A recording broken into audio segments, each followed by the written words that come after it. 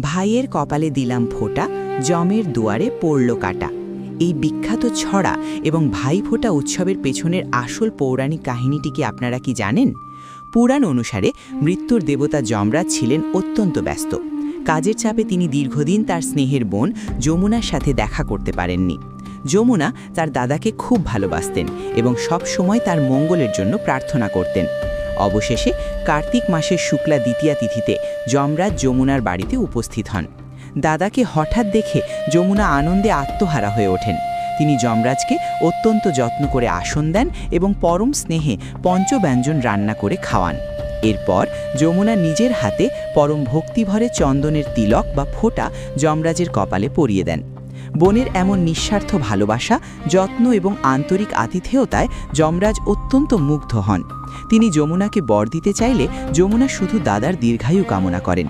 যমরাজ তখন ঘোষণা করেন, আজকের এই পবিত্র দিনে অর্থাৎ কার্তিক মাসের শুক্লা দ্বিতীয়া তিথিতে যে ভাই তার বোনের হাতে ফোঁটা নেবে এবং যত্ন সহকারে বোনের তৈরি খাবার খাবে, যমরাজ তাকে কখনো অকাল মৃত্যু দেবেন না। অর্থাৎ সেই ভাইয়ের জন্য যমের দুয়ার চিরকালের জন্য বন্ধ হয়ে যাবে বা কাঁটা পড়বে। সেই প্রাচীন পৌরাণিক কাহিনী ও যমরাজের বরকে অনুসরণ করেই প্রতি বছর কার্তিক মাসের শুক্লা দ্বিতীয়ায় ভাই বোনের অটুট ভালোবাসার প্রতীক হিসাবে এই ভাইফোঁটা বা ভাতৃদ্বিতীয়া উৎসবটি অত্যন্ত ভক্তি ও আনন্দের সাথে পালিত হয়ে আসছে। বোনেদের দেওয়া এই ভালোবাসার ফোঁটাই ভাইদের জন্য এক পরম রক্ষা কবচ হিসাবে গণ্য হয়।